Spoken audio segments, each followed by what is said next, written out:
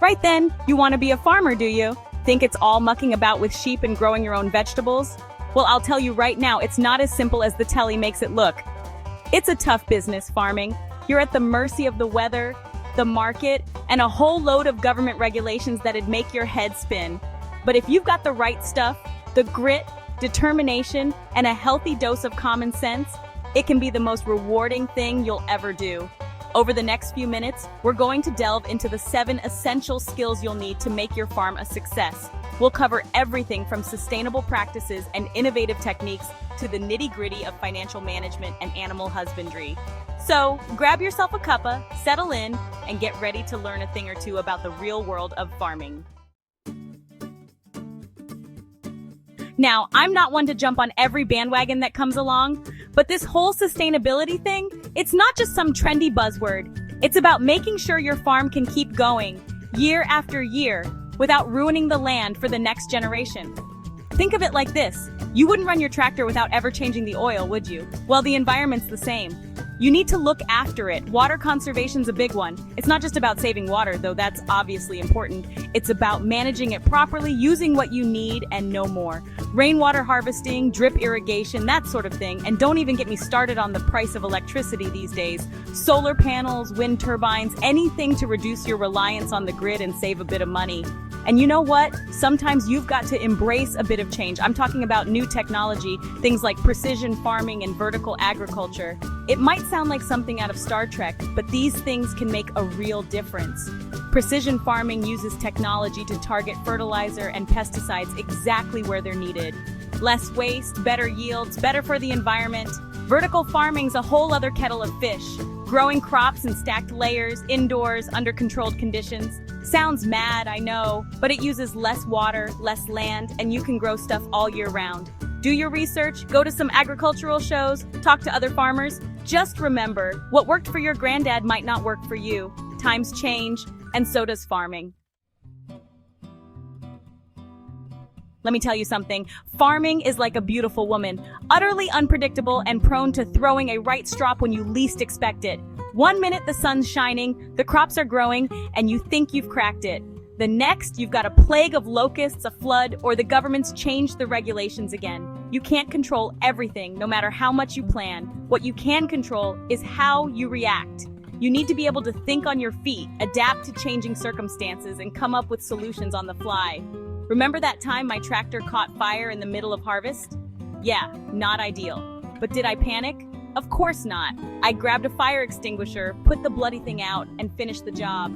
That's what farming's all about. Always have a backup plan. Can't afford a new piece of equipment? Fix the old one. Got a surplus of vegetables? Get creative in the kitchen and find new ways to use them. And don't be afraid to ask for help. We farmers, we might like to pretend we're rugged individualists, but the truth is, we rely on each other.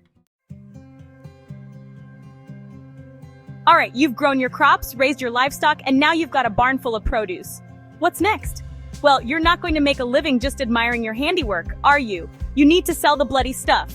Now, some of you might be lucky enough to have a captive audience, a local village shop or farmer's market crying out for your wares. But the rest of us have to be a bit more proactive, and that means marketing. Yes, I know, it sounds terrifying. Conjures up images of men in suits talking about brand awareness and target demographics. But it doesn't have to be complicated. Start simple. Get yourself a decent website, something that showcases your farm and what you offer. And for heaven's sake, take some decent photos. Nobody wants to see a blurry picture of a potato taken on a Nokia 3310. Social media is your friend. Yes, even us grumpy old farmers are on Instagram these days. Post regularly, use engaging content, and don't be afraid to show a bit of personality. And don't underestimate the power of good old-fashioned networking. Get out there, talk to people, go to local events, and make connections. Chapter 4, Financial Management. Now this is where the rubber really hits the road. Farming isn't just about getting your hands dirty, it's a business. And like any business, you need to be on top of your finances if you want to survive. You need a basic understanding of budgeting, bookkeeping, and pricing. You need to know where your money's coming from, where it's going, and whether you're actually making a profit. The first rule of farm finance: keep track of everything, every penny earned, every pound spent. Get yourself a decent spreadsheet, or even better, some farm management software. These days, there are programs that can track your expenses, monitor cash flow, and even help you forecast future profits. Pricing can be a tricky one. You need to find a balance between what your customers are willing to pay and what you need to charge to make a profit. Do your research, see what other farmers are charging, and don't be afraid to adjust your prices if necessary, and always have a cash reserve. Farming is unpredictable. Chapter 5, Machinery Operation and Maintenance. Let's be honest, the only reason most of us get into farming is for the machinery. Tractors, combines, plows, you name it, we love them all. But these magnificent beasts are more than just toys. They're essential tools that keep the farm running. And like any tool, they need to be looked after. Knowing how to operate your machinery safely and efficiently is crucial. Read the manuals, take a course, or get someone experienced to show you the ropes. A well-maintained machine is more efficient, safer to use, and will last longer. Regular maintenance is key. This means checking fluid levels, greasing moving parts, inspecting belts and hoses, and generally giving everything a good once-over. It might seem like a chore, but trust me, it's a lot cheaper than having to replace a major component. And if something does go wrong, don't be afraid to get your hands dirty. A basic understanding of mechanics can go a long way. Learn how to change a tire, replace a filter, or fix a broken belt.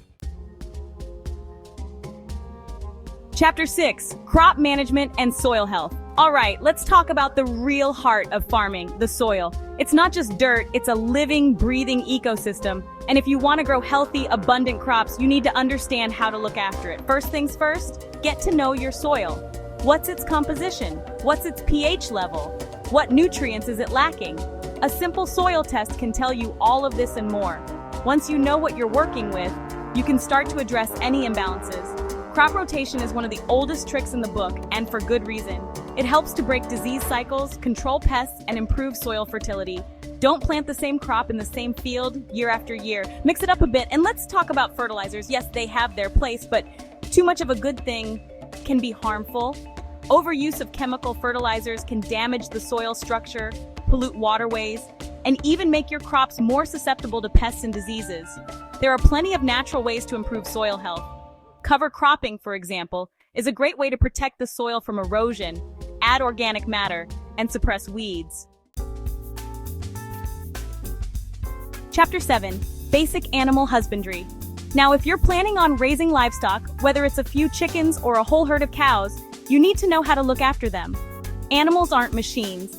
They're living creatures with their own needs and quirks. First and foremost, you need to provide them with a suitable environment. That means clean, comfortable housing, access to fresh water, and a balanced diet. And don't forget about their emotional well-being. Animals need stimulation and social interaction, just like us. Learn how to spot the signs of illness early on. Is your cow off its food? Is your pig coughing? Don't ignore these signs. Early intervention is key when it comes to animal health. And speaking of health, find yourself a good vet.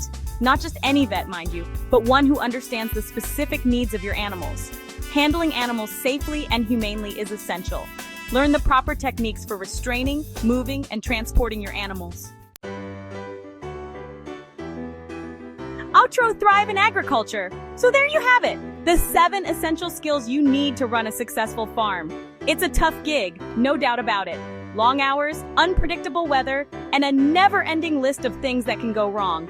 But if you've got the grit, determination, and a good sense of humor, it can be the most rewarding thing you'll ever do. Remember, farming is more than just a job. It's a way of life. And who knows, maybe, just maybe, you might even make a bit of money along the way. Which of these skills do you want to learn more about? Share your thoughts and stay tuned to Global Fact Trends for more tips to help you thrive in agriculture.